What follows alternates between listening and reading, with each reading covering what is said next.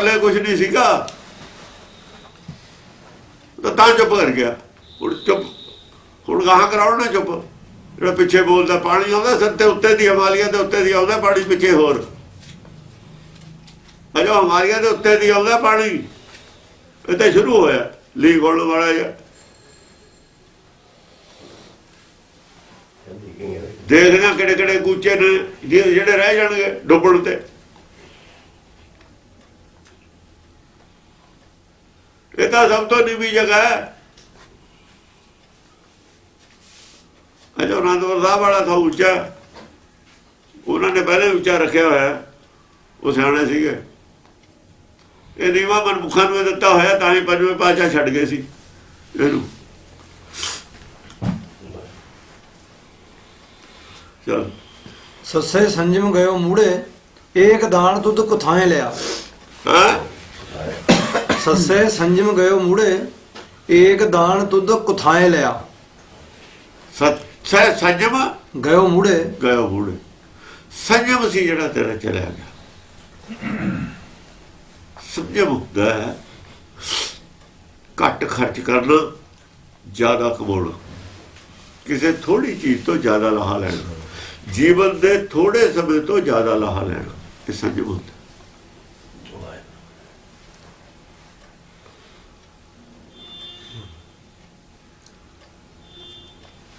ਜਿਹੜਾ ਇੱਕ ਮੁੱਠੀ ਚਣਿਆਂ ਨਾਲ ਸਾਰੀ ਦਿਹਾੜੀ ਕੱਢਦਾ ਸੀ ਮੁੰਡਾ, ਉਹ ਕੀ ਕਰਦਾ ਸੀ? ਇੱਕ ਦਾਣਾ ਮੂੰਹ 'ਚ ਪਾ ਕੇ ਬਹੁਤ ਦੇਰ ਤੱਕ ਚੱਪੀ ਜਾਂਦਾ ਸੀ। ਉਹ ਦਾਣਾ ਬਹੁਤ ਦੇਰ ਤੱਕ ਪਾਣੀ ਬਣਾ ਕੇ ਨਿਗਾਰਦਾ ਸੀ। ਉਹ ਸੰਜਮ ਸੀ। ਘੱਟ ਸਮੇਂ 'ਚ ਘੱਟ ਪੈਸੇ ਨਾਲ ਗਰੀਬ ਕੀ ਕਰਦਾ? ਸਸਤੀ ਚੀਜ਼ ਲੈ ਕੇ ਪੇਟ ਭਰਦਾ। ਸਬਜ਼ੀ ਲਓ, ਉਹ ਸਸਤੀ ਲਓ, ਸੰਜਮ ਹੈ।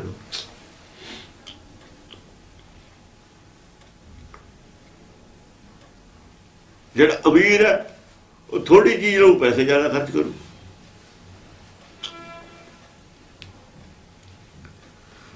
ਸੰਜਮ ਹੁੰਦਾ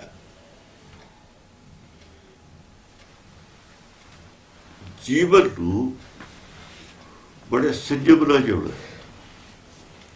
ਵੱਧ ਤੋਂ ਵੱਧ ਲਾਭ ਲੈਣਾ। ਅਸੀਂ ਜੋ ਕੰਮ ਕਰਨਾ ਹੈ ਥੋੜੇ ਟਾਈਮ 'ਚ ਜ਼ਿਆਦਾ ਲਾਭ ਲੈਣਾ, ਸਾਹ ਥੋੜੇ ਖਰਚ ਹੋਣ, ਲਾਭ ਜ਼ਿਆਦਾ ਹੋਵੇ। ਸਾਰੀ ਜ਼ਿੰਦਗੀ ਨਹੀਂ ਸੀ ਬੈਠੇ ਰਹਿੰਦੇ ਉੱਥੇ ਕਿਤੇ ਜਾ ਕੇ ਸਿੱਖ ਗੁਰੂ ਦੇ ਗੁਰੂ ਘਰ 'ਚ।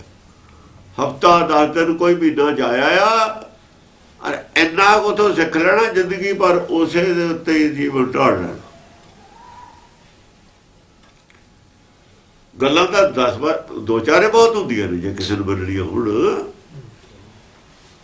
ਕੋਈ ਪੜ੍ਹਾਈ ਕਰਨੀ ਤਾਂ ਜ਼ਰੂਰੀ ਨਹੀਂ ਵੀ ਸਾਰੀ ਪੜ੍ਹਾਈ ਉਹ ਕਰ ਲਈ, ਅਸੀਂ ਸਭ ਕੁਝ ਜਾਣ ਲਿਆ। ਪੰਡਤ ਨੇ ਸਾਰੇ ਵੇਦ ਗ੍ਰੰਥ ਲੱਦੇ ਲਏ ਤੇ ਜੇ ਉਹਦਾ ਅਸਰ ਕੋਈ ਨਹੀਂ, ਫਿਰ ਕੀ ਹੈ?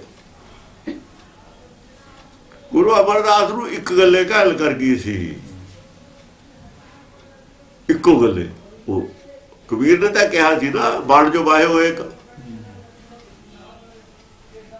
ਪਰ ਉਹਦੇ ਨਾਲ ਹੋਈ ਹੋਊ ਏਦਾਂ ਗੱਲ।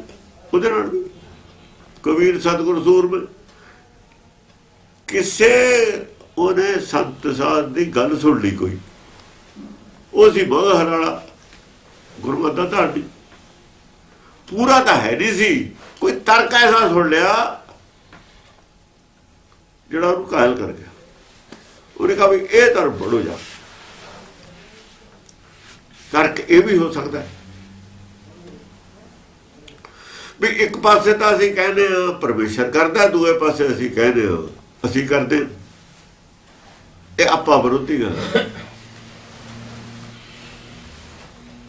ਇਹ ਕੱਲਾ ਹੀ ਤਰਕ ਕਾਇਲ ਕਰ ਦਿੰਦਾ, ਕੱਲਾ ਹੀ ਸਵਾਲ ਹੈ ਜਿਹਦਾ ਜਵਾਬ ਨਹੀਂ। ਜਿੱਦਣ ਇਹ ਸਵਾਲ ਦਾ ਤੁਹਾਡੇ ਕੋਲ ਹੱਲ ਜਵਾਬ ਆ ਗਿਆ, ਸਾਰੀ ਗੁਰਮਤਿ ਸਮਝ ਲਈ, ਸਮਝ ਲਓ। ਇੱਥੇ ਹੀ ਅੜਦੇ ਨੇ ਸਾਰੇ। ਇੱਕ ਪਾਸੇ ਤਾਂ ਅਸੀਂ ਕਹਿੰਦੇ ਅਸੀਂ ਕੁਝ ਕਰਦੇ ਹਾਂ, ਸਾਰੇ ਪੁੰਨ ਪਾਪ ਕਰਦੇ ਆ। ਇੱਕ ਪਾਸੇ ਕਹਿੰਦੇ ਪਰਮੇਸ਼ਰ ਕਰਾਉਂਦਾ, ਜੇ ਉਹ ਕਰਾਉਂਦਾ ਫਿਰ ਪੁੰਨ ਪਾਪ ਕਿਉਂ ਹੈ? ਜਿੱਦਣ ਤੁਸੀਂ ਇਹ ਹੁਕਮ ਨੂੰ ਬੁੱਝ ਲਿਆ, ਇਹ ਹੁਕਮ ਹੈ, ਇਹ ਹੁਕਮ।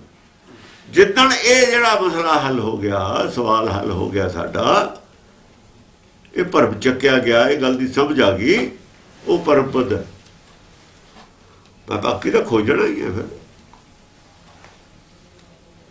ਸਸੇ ਸੰਜਮ ਗਇਓ ਮੂੜੇ, ਸੰਜਮ ਚਲਿਆ ਗਿਆ ਤੇਰਾ, ਸੰਜਮ ਨਹੀਂ ਰੱਖਿਆ। ਏਕ ਦਾਨ ਤੁਧ ਕਥਾएं ਲਿਆ। ਇਹ ਜਿਹੜਾ ਤੈਂ ਦਾਨ ਲੈ ਲਿਆ ਨਾ, ਉਹ ਕਥਾएं ਲੈ ਲਿਆ।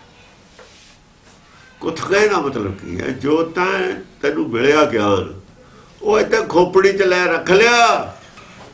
ਜਿਨ੍ਹਾਂ ਦਾ ਖੋਪੜੀ 'ਚ ਗਿਆਨ ਆ, ਉਹ ਮਿਸਯੂਜ਼ ਕਰਦੇ ਨੇ ਗਿਆਨ ਦਾ। ਖੋਪੜੀ ਵਾਲਾ ਗਿਆਨ, ਦਿਮਾਗ ਵਾਲਾ ਗਿਆਨ ਸ਼ੈਤਾਨ ਦੇ ਹੱਥ 'ਚ ਰਹਿੰਦਾ ਹਮੇਸ਼ਾ। ਸ਼ੈਤਾਨ ਦਾ ਨਿਵਾਸ ਹੈ ਇੱਥੇ ਸਿਰ ਵਿੱਚ। ਨਹੀਂ ਦੱਸੋ ਸ਼ੈਤਾਨ ਦਾ ਨਿਵਾਸ ਹੈ ਕਿੱਥੇ? ਸ਼ੈਤਾਨ ਦਾ ਨਿਵਾਸ ਆਦਮੀ ਦੇ ਵਿੱਚ ਕਿੱਥੇ ਹੈ? ਇਹਦਾ ਕੋਈ ਜਵਾਬ ਦੇਵੇ। ਸ਼ੈਤਾਨ ਦਾ ਚਰਖਾ ਦਿਮਾਗ ਨੂੰ ਕਹਿੰਦੇ ਨੇ। ਦਿਮਾਗ ਵਿੱਚ ਸ਼ੈਤਾਨ ਦਾ ਵਾਸ ਹੁੰਦਾ ਹਮੇਸ਼ਾ, ਜਿਹਨੂੰ 10 ਬਜ਼ਾਰ ਕਹਿੰਦੇ ਨੇ। ਅੱਧਾ ਸ਼ੈਤਾਨ ਹੈ, ਅੱਧਾ ਇਨਸਾਨ ਹੈ। ਜਿਹੜਾ ਇਹਦਾ ਅੱਧਾ ਇਨਸਾਨ ਵਾਲਾ ਪਾਸਾ ਹੈ, ਅੱਧਾ ਇਨਸਾਨ ਹੈ, ਦਾਲ ਹੋਈ ਹੋਈ ਹੈ ਨਾ, ਅੱਧਾ ਸ਼ੈਤਾਨ ਹੈ। ਸ਼ੈਤਾਨ ਦਾ ਨਿਵਾਸ ਦਿਮਾਗ 'ਚ ਹੈ, ਇਨਸਾਨ ਦਾ ਨਿਵਾਸ ਹਿਰਦੇ 'ਚ ਹੈ, ਦਿਲ 'ਚ ਹੈ। ਇਸੇ ਕਰਕੇ ਕਹੇ ਬੰਦੇ ਖੋਜ ਦਿਲ ਹਰ ਰੋਜ਼। ਤੇਰੇ ਦਿਲ ਵਿੱਚ ਇਨਸਾਨ ਹੈ, ਦਿਲ ਕਰਕੇ ਤੂੰ ਇਨਸਾਨ ਹੈ, ਦਿਮਾਗ ਕਰਕੇ ਸ਼ੈਤਾਨ ਹੈ। ਬਰਕੀਆਂ ਸਾਰੀਆਂ ਦਿਮਾਗ ਦੀ ਕਾਢ ਨੇ। ਦੁਨੀਆ ਦੀਆਂ ਸਾਰੀਆਂ ਸ਼ਰਾਰਤਾਂ ਦਿਮਾਗ ਦੀ ਕਾਢ ਨੇ। ਦੁਨੀਆ ਦਾ ਸਾਰੇ ਪ੍ਰਪੰਚ ਦਿਮਾਗ ਦੀ ਕਾਢ ਨੇ। ਦੁਨੀਆ ਦੇ ਸਾਰੇ ਬੁਰੇ ਕੰਮ ਦਿਮਾਗ ਦੀ ਕਾਢ ਨੇ। ਔਰ ਦਿਮਾਗ ਦੀ ਕਾਢ ਇਹ ਪ੍ਰਧਾਨ ਹੈ ਸ਼੍ਰੋਮਣੀ ਕਮੇਟੀ 'ਚ ਸਾਰੀ 'ਚ। ਮੇਰੇ ਕੋਲ ਸਬੂਤ ਹੈਗੇ ਨੇ, ਚਿੱਠੀਆਂ ਦਿਖਾ ਦੂੰ ਇਹਨਾਂ ਦੀਆਂ, ਮੈਂ ਮੇਰੇ ਕੋਲੇ ਪਈਆਂ ਨੇ। ਉਹ ਟਾਈਮ ਆ ਗਿਆ ਚਿੱਠੀ ਦਿਖਾਉਣ ਦਾ। ਜਿਹੜਾ ਮੈਂ ਲਿਖਿਆ ਸੀ, ਜਿਹੜਾ ਇਹਨਾਂ ਨੇ ਲਿਖਿਆ ਸੀ, ਸਾਬਤ ਹੋ ਜਾਣਗੇ ਸ਼ੈਤਾਨ ਦੇ। ਲੋਕ ਜਾਣਦੇ ਨੇ, ਸਾਬਤ ਕਰਨ ਦੀ ਲੋੜ ਵੀ ਨਹੀਂ, ਪਰ ਸਾਡੇ ਕੋਲ ਸਬੂਤ ਵੀ ਨੇ।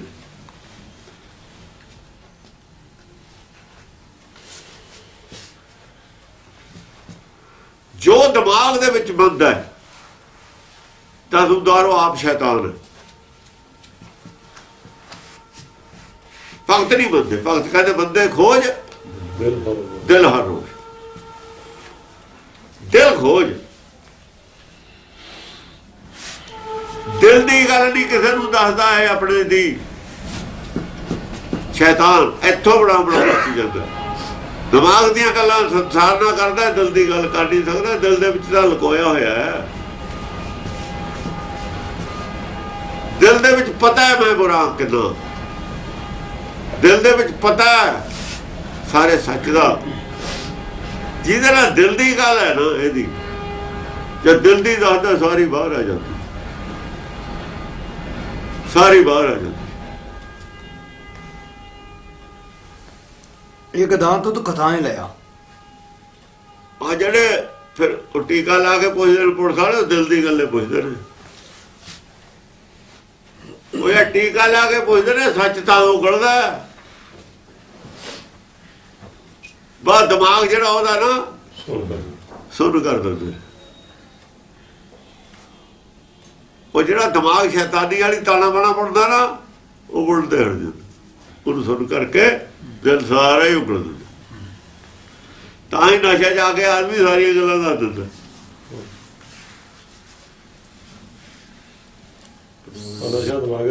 ਸਾਈ ਪੁੱਤਰੀ। ਜਿੰਨੇ ਲੋਕ ਨਸ਼ਿਆਂ ਤੋਂ ਖਿਲਾਫ ਨੇ, ਸਾਰੇ ਸ਼ੈਤਾਨ ਨੇ, ਸਾਰੇ ਸ਼ੈਤਾਨ ਨੇ। शैतान आप चाहे खाते पीते हो नशे, आप चाहे खाते पीते हो नशे, पर ਜਿਹੜੇ ਨਸ਼ਿਆਂ ਤੋਂ ਖਿਲਾਫ ਨੇ ਸ਼ੈਤਾਨ ਨੇ, ਪੰਡਤ ਨਸ਼ਿਆਂ ਤੋਂ ਖਿਲਾਫ ਹੈ ਸਰਬ। ਦਸਮ ਕ੍ਰਾਂਤੀ ਇੱਕੋ ਚਰਿੱਤਰ ਚ ਸਾਬਤੇ ਹੁੰਦਾ। ਸ਼ੈਤਾਨ ਸੀ, ਕਿਵੇਂ ਸ਼ੈਤਾਨੀ ਫੜੀ ਗਈ, ਕਿਵੇਂ ਕਾਬੂ ਵੀ ਆ ਗਿਆ। ਉਹ शिव जी शैतान नहीं है, ਉਹਦਾ ਨਾਮ ਭੋਲਾ ਹੈ। ਉਹ ਨਸ਼ੇ ਖਾਂਦਾ, ਸੁੱਖਾ ਪੀਂਦਾ ਹੈ, ਭੋਲੇ ਨਾਲ ਤਾਂ ਕਹਿੰਦੇ ਨੇ ਭੋਲਾ ਆਦਮੀ ਸ਼ੈਤਾਨ ਨਹੀਂ ਹੁੰਦਾ। ਭੋਲਾ ਆਦਮੀ ਜਿਹੜਾ ਸ਼ੈਤਾਨ ਨਹੀਂ ਹੁੰਦਾ। ਪੰਡਤ ਸ਼ੈਤਾਨ, ਪੰਡਤ ਭੰਗ ਤੋਂ ਖਿਲਾਫ ਹੈ, ਸੁੱਖੇ ਤੋਂ ਖਿਲਾਫ ਹੈ। प्रचार पंडित है नशे के खिलाफ, सिखाना नहीं है। ਜਿਹੜੇ ਸੰਤ ਨੇ ਚਿੱਟੇ ਕੱਪੜੇ ਵਾਲੇ, ਇਹਨਾਂ ਦਾ ਸਿੱਖਾਂ ਦਾ ਨਹੀਂ ਹੈ, ਖਾਸ ਭਗਤਾਂ ਦਾ ਨਹੀਂ ਹੈ ਇਹਦੇ ਖਿਲਾਫ। ਇਹਦੇ ਵਿੱਚ ਗੁਰਬਾਣੀ ਦਾ ਸ਼ਰਾਬ ਕੱਢਣ ਦੀ ਵਿਧੀ ਦੱਸੀ ਹੋਈ ਹੈ। ਗੁਰ ਕਰ ਗਿਆਨ ਧਿਆਨ ਕਰ ਬਹੂਆ। ਉਹ ਕਹਿੰਦਾ ਚਾਹੇ ਨਿਰਾਕਾਰੀ ਹੈ, ਉਹ ਗੁਰਮਤ ਰੂਪੀ ਮਦ ਹੈ। ਇੱਕ ਗੁਰਮਤ ਸੱਚ ਸਰਾ ਗੁੜ ਬਾਹਰਾ, ਸੱਚ ਵੀ ਸ਼ਰਾਬ ਹੈ ਪਰ ਇਹ ਗੁੜ ਨਹੀਂ ਪੀਂਦਾ, ਇਹ ਮਨ ਦੇ ਪੀਣ ਵਾਲੀ ਹੈ।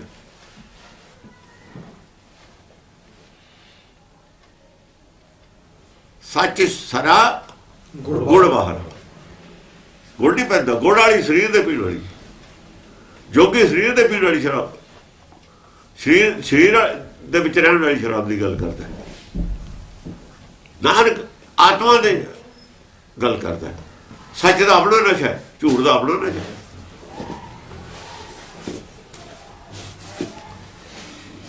ਇਹ ਭੂਪਤ ਸਭ ਦਿਵਸ ਚਾਰ ਕੇ ਝੂਠੇ ਕਰਤ ਦਵਾਜਾ।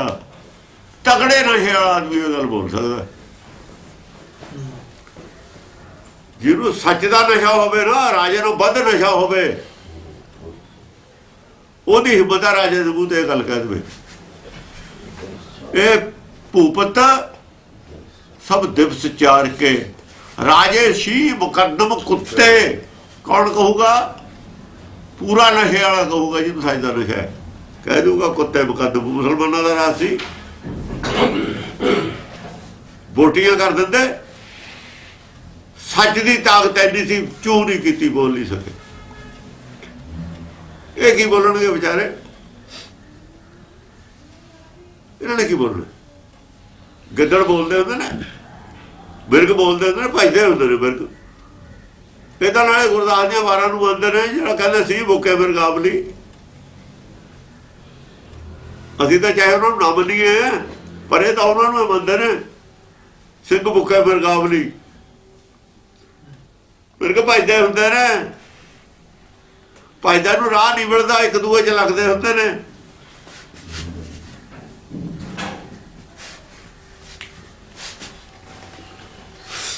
ਸਾਈ ਪੁੱਤਰੀ ਜਜਮਾਨ ਕੀ ਸਾਹ ਤੇਰੀ, ਏਤ ਧਾਨ ਖਾਦੇ ਤੇਰਾ ਜਨਮ ਗਿਆ।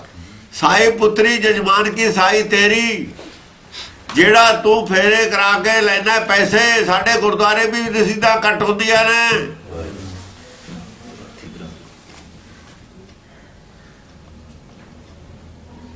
ਇਹ ਜਿਹੜਾ ਤੈਂ ਧਾਨ ਖਾ ਲਿਆ, ਤੇਰਾ ਦੀਨ ਭ੍ਰਸ਼ਟ ਹੋ ਗਿਆ। ਆਪਣੀ ਪੁੱਤਰੀ ਦਾ ਧਾਨ ਖਾ ਲਿਆ। ਉਹ ਚੇਲੇ ਦਾ ਪੁੱਤਰ ਹੁੰਦੇ ਨੇ। ਜੇ ਤੇਰੀ ਪੁੱਤਰੀ ਨਹੀਂ, ਤੇਰੀ ਤਾਂ ਪੋਤਰੀ ਹੈ, ਅੱਗੇ ਤੇਰੇ ਚੇਲੇ ਦੀ ਪੁੱਤਰੀ ਹੈ। ਇਹ ਧਾਨ ਖਾਦੇ ਤੇ ਕੀ ਹੋਇਆ? ਤੇਰਾ ਜਨਮ ਹੋ ਗਿਆ। ਤੇ ਸਾਡਾ ਕਿਹਦਾ ਬਚਿਆ ਹੋਇਆ ਜਨਮ ਹੈ? ਕਿਹੜੇ ਰਾਗੀ ਦਾ ਜਨਮ ਬਚਿਆ ਹੋਇਆ? ਕਿਹੜੇ ਗ੍ਰੰਥੀ ਦਾ ਜਨਮ ਬਚਿਆ ਹੋਇਆ? ਇਹ ਜਵਾਬ ਦੇਣਾ ਪਊ ਹੁਣ ਇਹਨਾਂ ਨੂੰ। ਜੇ ਤੁਸੀਂ ਇਹੀ ਕੰਮ ਕਰਨਾ ਸੀ, ਫਿਰ ਅਸੀਂ ਹਿੰਦੂਏ ਚ ਗਏ ਸੀ। ਜੇ ਇਹੀ ਕੰਮ ਕਰਨਾ ਸੀ ਤੁਸੀਂ ਵੀ ਸਿੱਖ ਹੋ ਕੇ, ਫਿਰ ਤੁਹਾਡੇ ਨਾਲ ਹਿੰਦੂਏ ਚ ਗਏ ਸੀ। ਉਹ ਫੇਰੇ ਕਰਾਉਣ ਲੱਗ ਜਾਣਾ ਚਾਹੀਦਾ ਸਿੱਖਾਂ ਨੂੰ। ਆਨੰਦਕਾਰ ਛੱਡ ਦੇਣੇ ਚਾਹੀਦੇ ਨੇ। ਸਿੱਖ ਤਾਂ ਨਾ ਨਰਕਾਂ ਨੂੰ ਜਾਣ, ਉਹ ਤਾਂ ਜਾਣ ਹਿੰਦੂ। ਇਹਨਾਂ ਨੂੰ ਕਿਉਂ ਨਰਕਾਂ ਨੂੰ ਤੋਰਦੇ ਹੋ?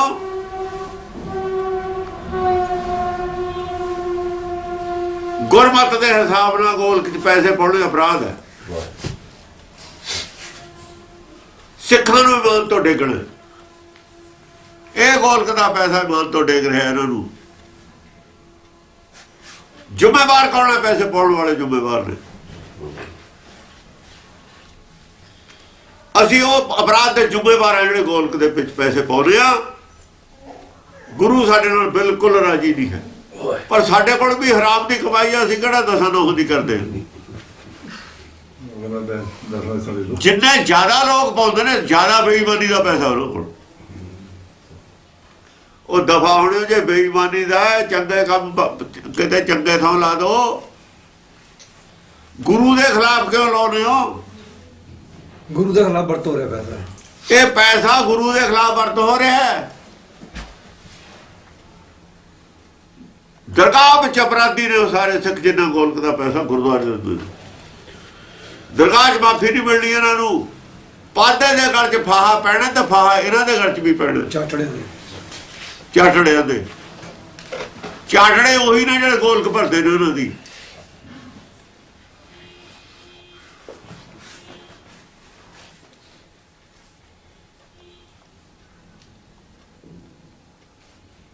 ਜਿਹੜੇ ਗੋਲਕ ਭਰਦੇ ਚਾਟੜੇ ਉਹੀ ਹੁੰਦੇ ਨੇ ਜਿਹੜੇ ਪਾਦੇ ਨੂੰ ਦੱਸ ਦਿੰਦੇ ਨੇ। ਇਹ ਪਾਦੇ ਨੇ ਸਾਡੇ, ਇਹਨਾਂ ਦੀ ਗੋਲਕ ਭਰਨ ਵਾਲੇ ਇਹਨਾਂ ਦੇ ਚਾਟੜੇ ਨੇ। ਚਾਟੜਿਆਂ ਦੇ ਗਲ 'ਚ ਫਾਹਾ ਕਿਉਂ ਪੈਣਾ? ਚਾਟੜੇ ਧਰਮ ਭ੍ਰਸ਼ਟ ਕਰਨ ਵਿੱਚ ਹਿੱਸੇਦਾਰ ਨੇ ਤਾਂ ਪੈਣਾ।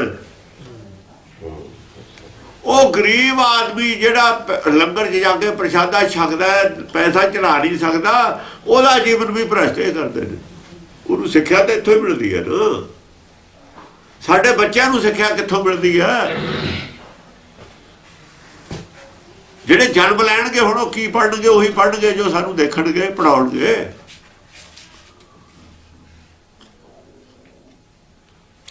ਆਪਣੀ ਦੁਕਾਨ ਵਾਲੇ ਨਾ ਮੁੰਡੇ ਅੰਮ੍ਰਿਤਸਰ ਵਾਲੇ, ਜਿਹਨਾਂ ਨੂੰ ਪਰਮਵੀਰ ਮੇਰੇ ਕੋਲ ਆਪਣੀ ਦੁਕਾਨ ਅਸੀਂ ਸੰਭਾਲੀ ਹੈ, ਉਹਦੇ ਮੁੰਡੇ ਦਾ ਵਿਆਹ ਸੀ।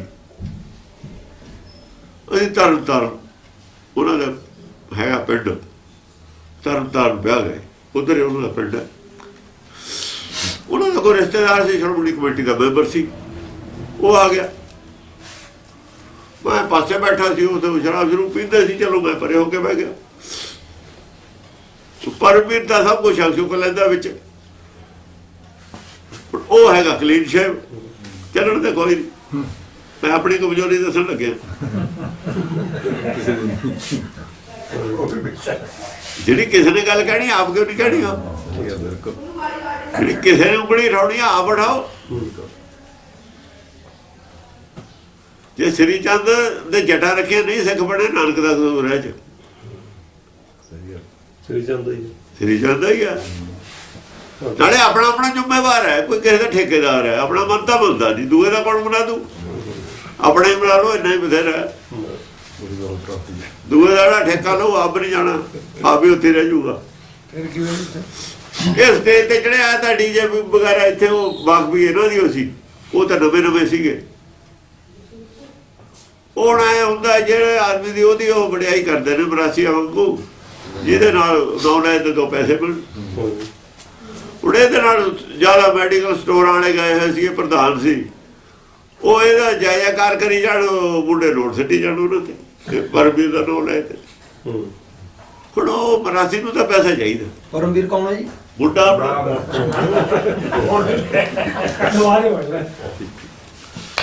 ਮੁੰਡਾ ਉਹ ਮੈਨੂੰ ਸੱਦ ਲਿਆ। ਉਹ ਬੜੇ ਮੁੰਡੇ ਨੇ, ਉਹਨਾਂ ਦੇ ਨੇ ਬੜੇ ਛੋਟੇ ਦਾ, ਉਹ ਛੋਟੇ ਦਾ ਵਿਆਹ ਸੀ। ਮੈਨੂੰ ਵੀ ਇੱਥੇ ਬਹਿ ਜਾਓ ਤੁਸੀਂ ਸਾਡੇ ਕੋਲ। ਮੈਂ ਕਿਹਾ ਕੋਈ ਨਹੀਂ, ਮੈਂ ਬਹਿ। ਉਹਨੂੰ ਪਤਾ ਸੀ ਵੀ ਕੋਲ ਬੈਠਣ ਨੂੰ ਇਹਨੂੰ ਕੋਈ ਇਤਰਾਜ਼ ਨਹੀਂ, ਇਹ ਸ਼ਰਾਬ ਪੀਂਦਾ ਨਹੀਂ ਤਾਂ ਕੋਲ ਇਹਨੂੰ ਕੋਈ ਨਹੀਂ, ਕੋਈ ਕੁਛ ਖਾਈ ਜਾਵੇ, ਕੁਛ ਪੀ ਜਾਵੇ। ਉਹ ਅਸਲ 'ਚ ਉਹਨੇ ਬੁਲਾਇਆ ਜਿਹੜਾ ਸ਼੍ਰੋਮਣੀ ਕਮੇਟੀ ਦਾ ਮੈਂਬਰ ਸੀ।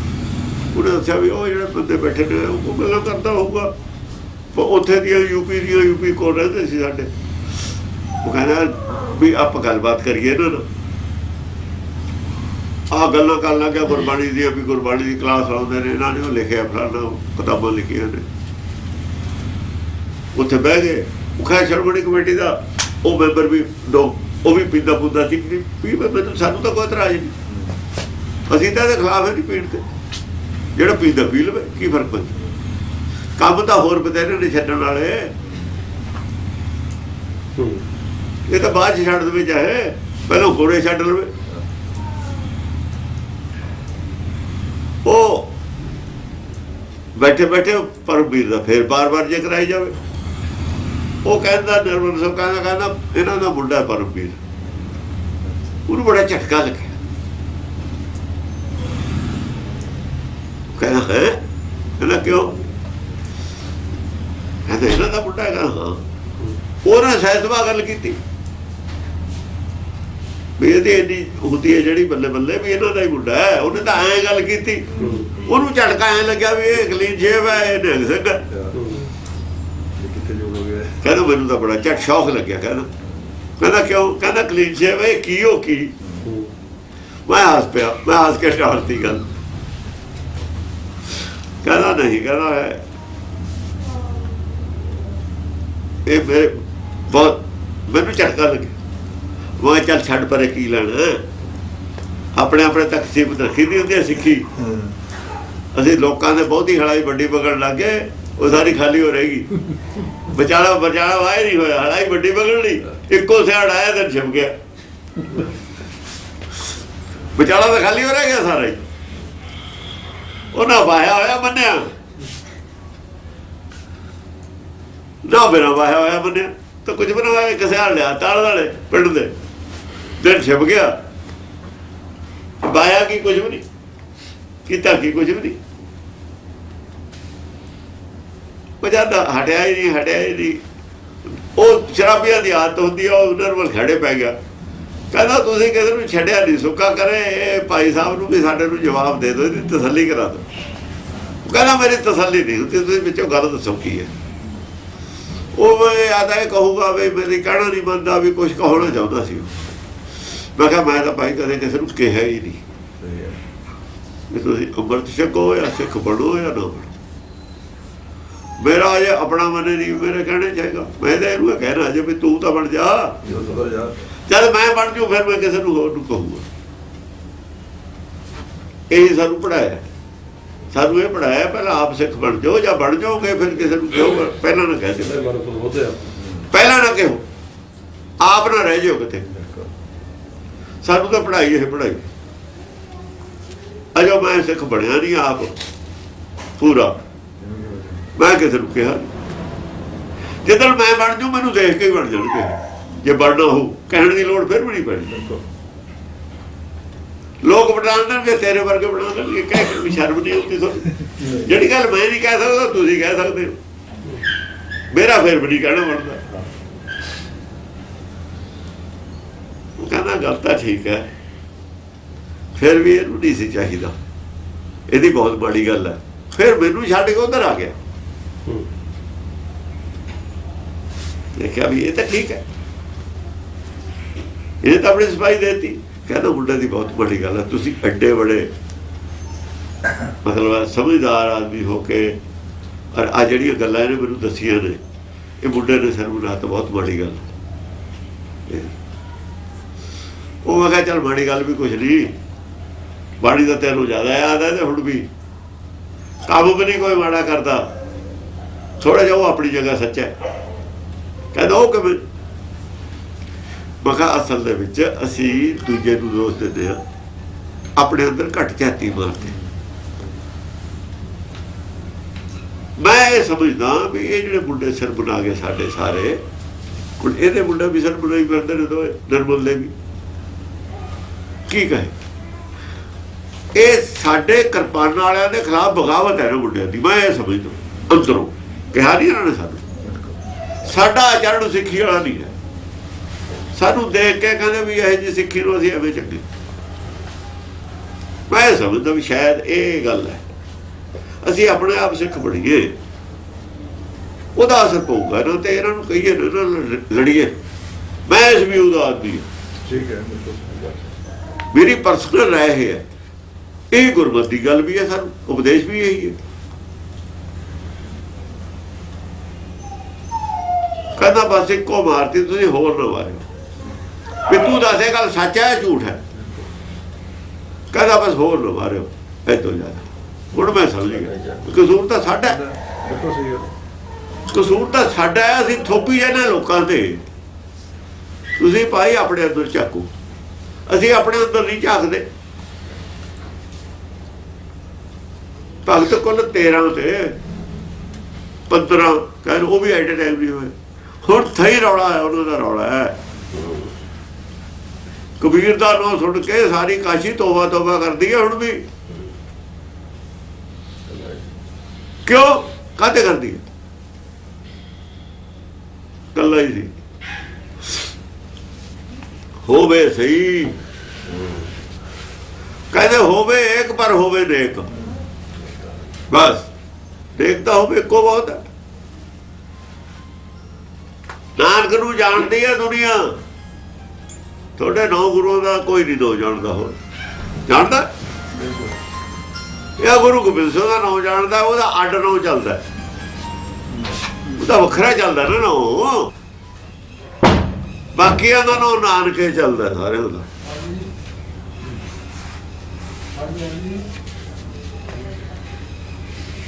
ਸਿੱਖੀ ਨੂੰ ਬੁਲਾਉਣ ਵਾਸਤੇ ਬਹੁਤ ਥੋੜੇ ਆਦਮੀ ਦੀ ਲੋੜ ਹੈ, ਪਰ ਉਹ ਸਿੱਖ ਬਣ ਜਾਣ। ਸਾਰੀ ਦੁਨੀਆ ਹੀ ਬਣ ਜੂਗੀ। ਉਹਨਾਂ ਨੂੰ ਪਲਟਣ ਨੂੰ ਨਹੀਂ ਚਿਰ ਲੱਗਦਾ। ਦੇਖੋ ਅਵਸਥਾ ਤਾਂ ਨਹੀਂ ਸਾਰਿਆਂ ਦੀ ਬਰਮਿਆਨੀ ਵਾਲੀ ਬਣਦੀ ਹੁੰਦੀ। ਗੁਰੂ ਕਾ ਵੇਲੇ ਵੀ ਨਹੀਂ ਬਣੀ। ਉਹ ਤਾਂ ਬਣੂਗੀ ਜਿਹੜੇ ਨੇੜੇ ਨੇ ਉਹਨਾਂ ਦੀ। ਪਰ ਕਮ ਸੇ ਕਮ ਪ੍ਰਚਾਰ ਔਰ ਜਿਹੜਾ ਉਹਨਾਂ ਦਾ ਵਿਸ਼ਵਾਸ ਹੈ, ਉਹ ਜਿਹੜਾ ਭਰਮ ਗਿਆਨ ਦੇ ਚੱਕਰ ਚ ਆਏ ਹੋਏ ਨੇ, ਬਾਕੀ ਮਤਾਂ ਦੇ ਚੱਕਰ ਚੋਂ ਨਿਕਲ ਜਾਂਦੇ। ਚੱਕਰ ਚੋਂ ਬਾਹਰ ਕੱਢਣਾ ਹੀ ਪਹਿਲਾਂ, ਚੱਕਰ ਚੋਂ ਬਾਹਰ ਕੱਢਣਾ ਹੀ ਪਹਿਲੀ ਸਟੇਜ ਹੈ ਸਾਡੀ। ਸਕੂਲ ਆਉਣ ਲੱਗ ਜਾਣ, ਬਾਣੀ ਸੁਣਨ ਲੱਗ ਜਾਣ, ਉਹ ਸੰਗਤ ਛੱਡ ਜਾਣ, ਬਸ ਹੌਲੀ ਹੌਲੀ ਪਹੁੰਚ ਜਾਣ।